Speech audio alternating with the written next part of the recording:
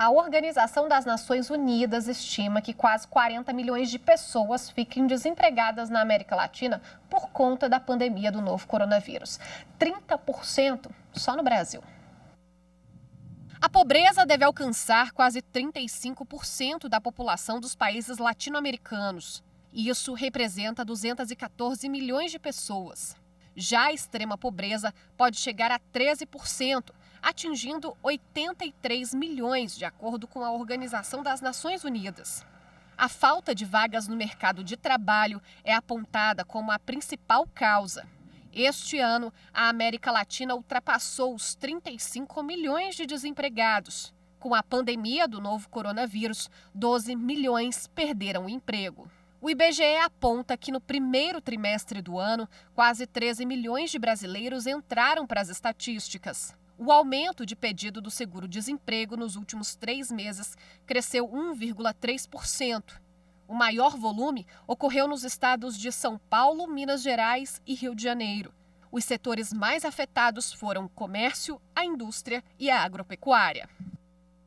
E quem conversa um pouco mais sobre esse assunto com a gente ao vivo pelo Skype é a juíza Noêmia Garcia Porto, presidente da Associação Nacional dos Magistrados da Justiça do Trabalho. Muito bem-vinda ao Jornal da Justiça, doutora. Olá, boa tarde. Obrigada pela oportunidade. É um prazer conversar com vocês sobre esse tema tão importante.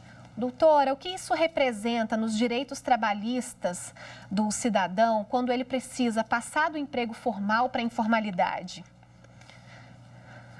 Na prática, isso significa que esse cidadão que passa a ficar, digamos, por conta própria, ele fica sem nenhuma rede de proteção social. Não há uma garantia remuneratória média e nem mínima no final do mês.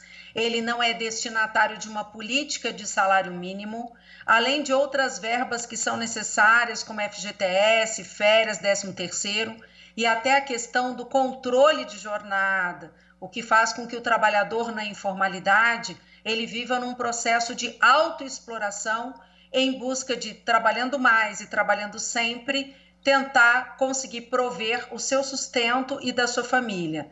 É realmente uma situação de desafiliação social.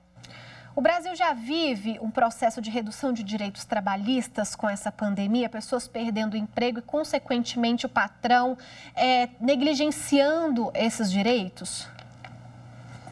É importante mencionar que os dados que vieram da CEPAL e da OIT, que são agências da ONU, deixaram muito claros que a crise da pandemia, ela veio já no meio de uma crise pré-existente.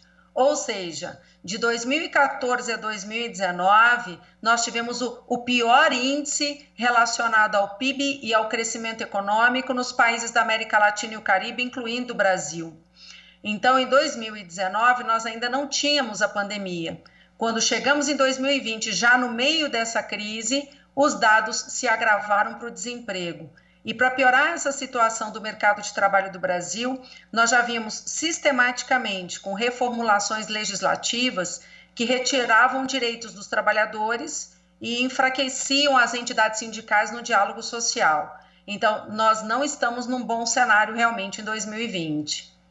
Doutora, há empregadores que se aproveitam do período de pandemia para não garantir o direito desses empregados, ou seja, eles cortam a relação de trabalho, fazem essa demissão, não pagam as verbas rescisórias, não arcam com FGTS, INSS e têm deixado tudo por conta da Justiça Trabalhista resolver depois, porque, segundo eles, estamos numa situação de emergência. Isso pode ocorrer?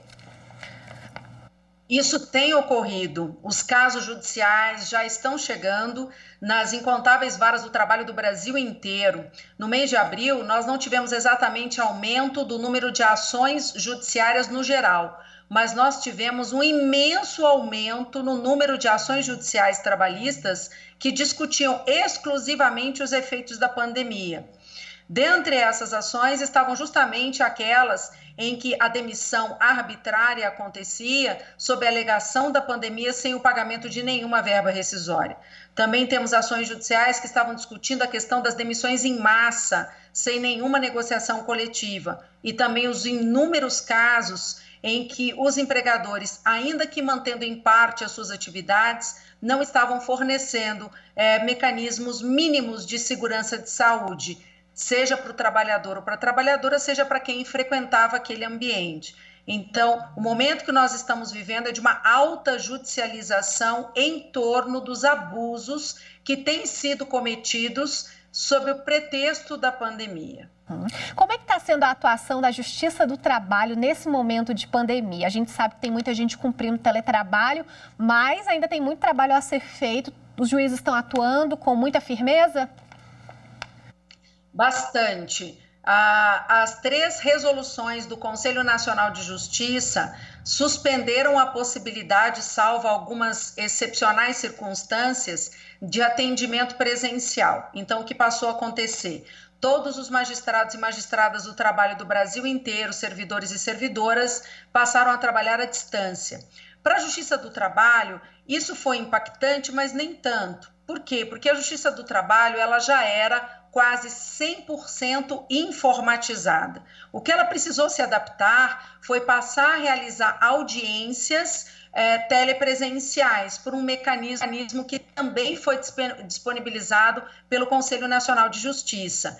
Nesse período, a Justiça do Trabalho conseguiu destinar mais de 200 milhões de reais para o combate da pandemia do coronavírus, da Covid-19 e também para o atendimento de populações que estão no que nós chamamos de uma zona de extrema vulnerabilidade, incluindo insegurança alimentar. Tudo isso, esses mais de 200 milhões de reais, foram destinados na atuação entre meados de março deste ano e agora finalizando o mês de maio de 2020. Doutora Noêmia Garcia Porto, muito obrigada pela participação aqui na TV Justiça. Eu é que agradeço. Tchau.